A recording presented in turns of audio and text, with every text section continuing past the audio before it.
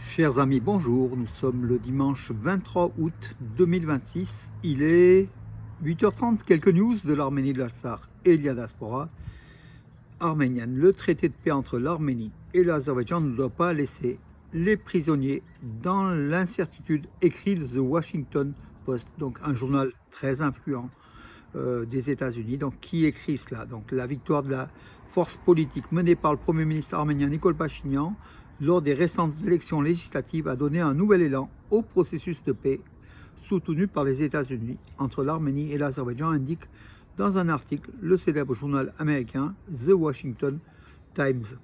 Le journal poursuit, le président Donald Trump a réuni l'Arménie et l'Azerbaïdjan autour d'une même table à la Maison-Blanche en août dernier. C'était en août dernier 2025, contribuant ainsi à transformer des années de négociations au point mort à un cadre pour le maintien de la paix et le développement du commerce régional. Un élément clé de ce processus est le cadre du corridor international de transport pour la paix et la prospérité, la TRIPP, qui prévoit de relier l'Azerbaïdjan au Nakhitchevan en traversant le territoire arménien et qui ferait de l'Arménie une plaque tournante importante de transit entre la région et la mer Caspienne et l'Europe. Donc le Washington Times écrit que la TRIPP pourrait apporter des avantages considérables à l'Arménie en particulier. Il contribuerait à transformer son enclavement en un atout économique et stimulerait les investissements en réduisant les coûts de transport. Parallèlement, le projet pourrait contribuer à la paix en suscitant un intérêt économique et pratique chez les pays voisins de l'Arménie par des voies de communication qui resteraient sous sa souveraineté et sa juridiction. La TRIPP renforcerait également le rôle des États-Unis dans une région stratégiquement importante, sans nécessité de déploiement des troupes américaines, ni un soutien financier à long terme. La création de nouvelles infrastructures de transport pourrait aussi générer des opportunités commerciales pour les entreprises américaines. Ces avantages sont significatifs et méritent d'être soutenus, écrit le journal. Concernant le processus de paix, le journal souligne que celui-ci ne peut être considéré comme achevé tant que la question des questions sous-jacentes demeure en suspens. Tout accord de paix définitif entre l'Arménie et l'Azerbaïdjan doit impérativement inclure le règlement de la question de la libération des 19 prisonniers arméniens. Le succès de l'accord sur les écoutez, après je vais pas continuer, l'article est relativement long. En tout cas, The Washington Times, le Washington Times ou Post Times, voilà, indique qu'il faut la libération des 19 prisonniers de guerre, des 19 prisonniers arméniens injustement détenus dans les prisons de Bakou pour un accord de paix. Voilà donc une bonne analyse en tout cas. Bien sûr, c'est aussi la présence américaine dans le Caucase du Sud qui est aujourd'hui plébiscité par le Washington Times. Le problème, c'est que peut-être l'Iran, on n'a pas tenu compte de l'attitude de l'Iran par rapport à cette présence américaine à ses portes.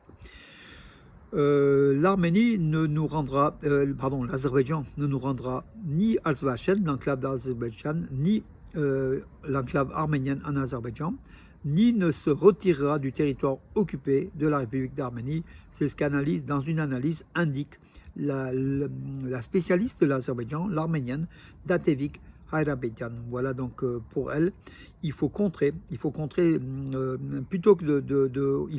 toute, toute idée de concession territoriale donc à l'Azerbaïdjan, et puis peut-être la question des enclaves la soulever de façon plus insistante afin que l'Azerbaïdjan n'aille pas encore plus loin dans ses demandes et dans ses conquêtes territoriales de l'Arménie. Avec un investissement de près de 5 millions de dollars. E-Auto d'Arménie, le E-Auto d'Arménie, donc c'est une agence donc de véhicules, de voitures, ouvre le plus grand centre de voitures chinoises de marque Hongqi de la région du Caucase du Sud. Donc c'est en Arménie, à Yerevan. Cette agence a ouvert pour 5 millions de dollars sur une superficie de 3000 mètres carrés, un showroom et des voitures de luxe électriques chinoises. Voilà. En 2025, Auto a importé environ 800 véhicules électriques en Arménie depuis la Chine, hein, soit soit près de 35% des voitures électriques importées en Arménie. Donc voilà, c'est l'un des importateurs les plus importants de voitures électriques en Arménie. Leur nombre donc, est autour de 10 000 à peu près par an, hein, donc d'importation. Et c'est en croissance. Voilà, donc aussi cette ouverture donc d'une entreprise chinoise, d'une marque chinoise à Yerevan, donc avant la Géorgie et l'Azerbaïdjan en Arménie, montre aussi l'intérêt de l'économie de l'Arménie pour la Chine. Journée d'Arménie à Monaco, donc le 3 et 4 septembre, de la culture aux bijoux arméniens jusqu'aux décorations. Tout sera présenté le 3 et 4 septembre à Monaco, qui accueillera les journées d'Arménie. Voilà, donc un événement annuel présentant la culture, les bijoux, le commerce, les opportunités d'investissement arménien et un public international de haut niveau. Parmi les temps forts de cette édition, un événement sera consacré à l'histoire et à l'évolution contemporaine des bijoux arméniens, donc le 3 septembre, au prestigieux Hôtel Métropole Monte-Carlo. À cette occasion, des exemplaires de l'ouvrage en 3 volumes, l'orfèvre arménien, en provenance d'Istanbul, seront présentés en exclusivité à Monaco. Cette publication exclusive retrace l'histoire séculaire des bijoux et de l'art joaillier arménien, leurs profondes racines et leur influence à travers le monde. Il y aura aussi la partie culturelle, hein, donc voilà, donc une partie culturelle artistique importante, voilà, à Monaco, donc début septembre, mes amis. Voilà une bonne chose, une bonne initiative pour faire connaître davantage à l'Arménie en Europe, à commencer ici par Monaco. Le ministre arménien de l'économie a rendu visite à l'entreprise AEM Rare, d'eau minérale et naturelle, entièrement automatisée, d'un investissement de 40 millions d'euros. C'est dans la région de Kodaïk, en Arménie. Donc voilà, Kevot Paboyan a visité cette usine qui emploie déjà 50 personnes et qui va encore se développer davantage et qui produit chaque jour, par heure, 24 000 bouteilles, c'est sa capacité, importée vers les États-Unis, exportée vers les États-Unis, la Russie, le Koweït, les Émirats arabes unis et la Suisse. Donc cette production entièrement automatisée, mais qui emploie donc 50 personnes. Voilà donc une des entreprises les plus modernes d'Arménie également. Dans le cadre de l'Arménie, le pays des saveurs, une nouvelle étape du projet culinaire virtuel et le village de Sassounik. Donc le comité du tourisme d'Arménie pour développer le tourisme en Arménie présente en virtuel, c'est-à-dire sur des sites internet, le projet l'Arménie, le pays des saveurs, donc qui visite chaque fois donc les 10 régions d'Arménie et Yerevan, qui est la 11e région. Cette fois-ci, c'est au village de Sassounik, qui est dans la région d'Arakazodon, que la cuisine arménienne traditionnelle se décline, donc dans un mélange de saveurs locales et des touches de modernité. Vous pouvez voir la vidéo, j'ai mis le lien sur mes pages Facebook et aussi sur Nouvelles d'Arménie, le site armenius.com, le premier site d'information arménienne de France et d'Europe occidentale.